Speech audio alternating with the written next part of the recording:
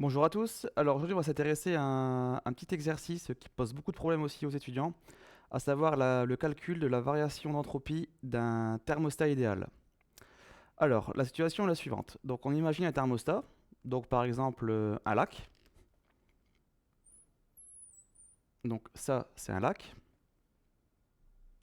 à température T0. Et dans ce lac, on va venir, par exemple, jeter une pierre, donc de masse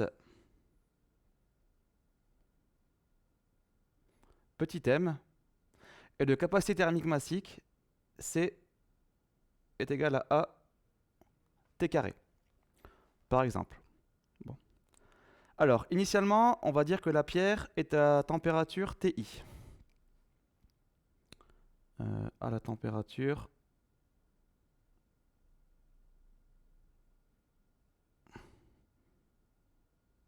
TI initiale. Bien. Alors, donc tout d'abord, le lac étant un thermostat supposé idéal, donc sa température va rester constante, et donc on peut dire que la température de la pierre à l'état final sera celle du lac, à savoir T0. Donc, ça on peut déjà l'écrire.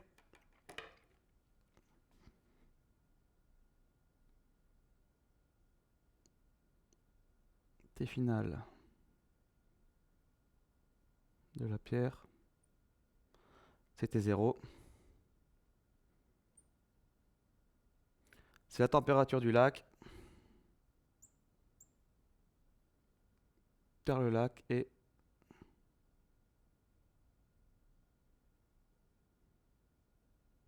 un thermostat idéal. Bien. Alors maintenant, la question qu'on va se poser, c'est de calculer la variation d'entropie entre l'état initial et l'état final du lac, le thermostat. Alors, donc pour calculer une variation d'entropie, on va appliquer le... Alors, d'abord, on va plutôt appliquer ce que les élèves appliquent en général. Donc, quand on utilise la première identité thermodynamique, pour un lac qui est issu d'une phase condensée et incompressible, donc on va supposer que le volume du lac il ne varie pas, on arrive à une variation d'entropie pour le lac qui serait égale à la capacité thermique du lac fois dt sur T, où T est la température du lac. Alors, on pourrait se dire ici que la température du lac est une constante puisque c'est un thermostat idéal, ce qui est vrai, donc dt serait égal à 0.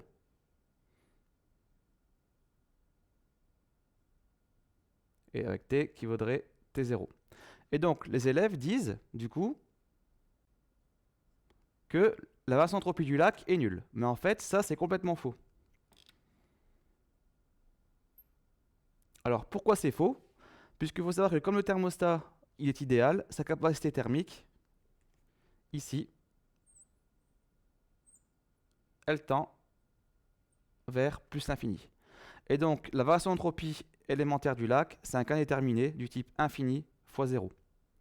Donc du coup, on ne peut pas calculer la variation d'entropie du lac en passant par cette formule-là. Du coup, on n'a pas le choix. On va passer par le second principe de la thermodynamique, appliqué au lac. Donc, on y va.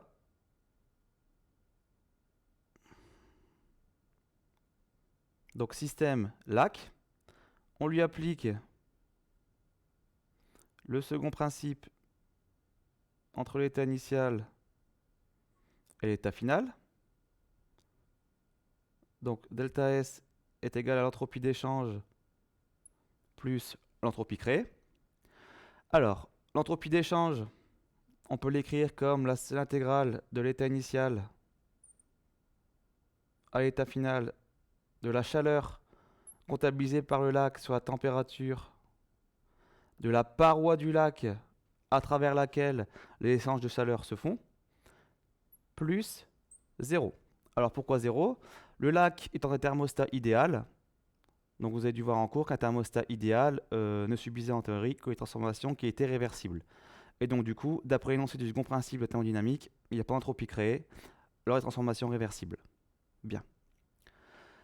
Alors, donc du coup, entropie créée, nulle. Alors, le lac étant un thermostat idéale, la température de la paroi du lac à travers laquelle les échanges vont se faire est forcément égale à T0, la température du lac. Donc on arrive du coup à cette relation-là.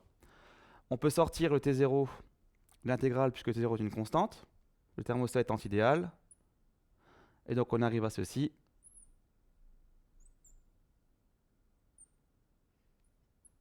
Ce qui fait donc en fait Q sur T0, où Q est la chaleur comptabilisée pour le lac.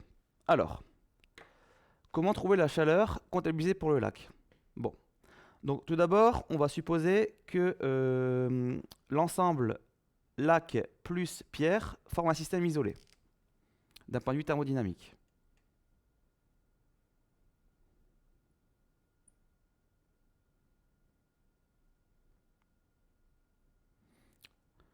Donc, il n'y a pas d'échange de travail, hein, donc pas d'échange de matière ni d'énergie pour ce système avec l'extérieur. Donc du coup, ça veut dire quoi? Ça veut dire que toute la chaleur que le lac, enfin toute l'énergie que le lac échange sera forcément avec la pierre qui se trouve dedans. Donc du coup, je peux dire que la chaleur qui est comptabilisée pour le lac, c'est moins la chaleur qui est comptabilisée pour la pierre. Tout ce qui est reçu par le lac a été donné par la pierre et vice-versa. Donc du coup, pour calculer la chaleur comptabilisée pour le lac, bah, je vais appliquer le premier principe, mais appliqué pour la pierre.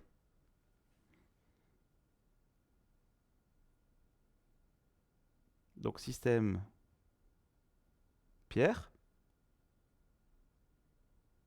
Donc, et j'applique le premier principe entre l'état initial et l'état final. Bon, alors, donc on peut supposer que la transformation subie par la pierre est monobar, pression extérieure constante. Donc on peut écrire le premier principe de la façon suivante. Delta H est égal à Q. Donc bien sûr, hein, on néglige toute variation d'énergie mécanique devant celle d'énergie interne. Et puis on précise qu'il n'y a pas de travail autre ici que celui des forces de pression, éventuellement. Donc du coup, cette chaleur-là, c'est bien la chaleur qui est comptabilisée pour la pierre. Donc du coup, il faut mettre un moins devant pour dire que c'est moins Q, Q étant défini dès le départ comme la chaleur comptabilisée pour le lac. Maintenant, pour trouver delta H, on sait que la pierre est une phase condensée, supposée incompressible et indilatable. Donc on peut dire que c'est l'intégrale de IAF des petits m c'est dt, où mc représente la capacité thermique de la pierre. Donc on intègre ça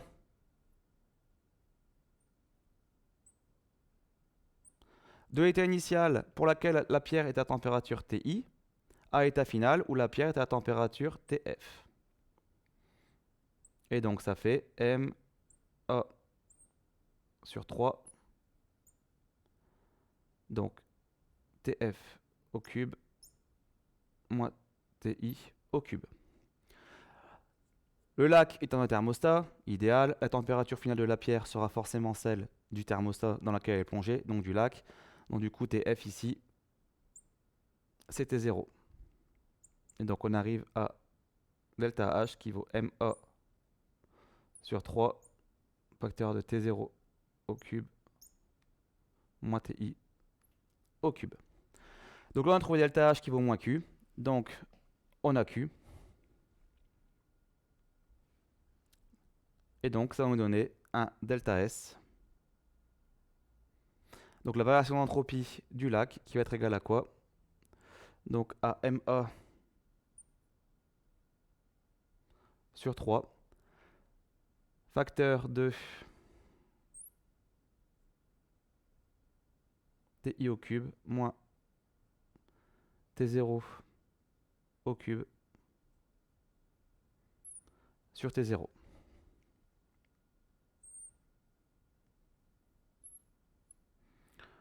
Voilà. Donc voilà, donc là on vient de calculer la variation d'entropie du thermostat lac. Et donc ce qu'il faut bien retenir, c'est que la variation d'entropie du thermostat n'est pas nulle, même si sa température est constante. Voilà, je vous remercie de votre attention.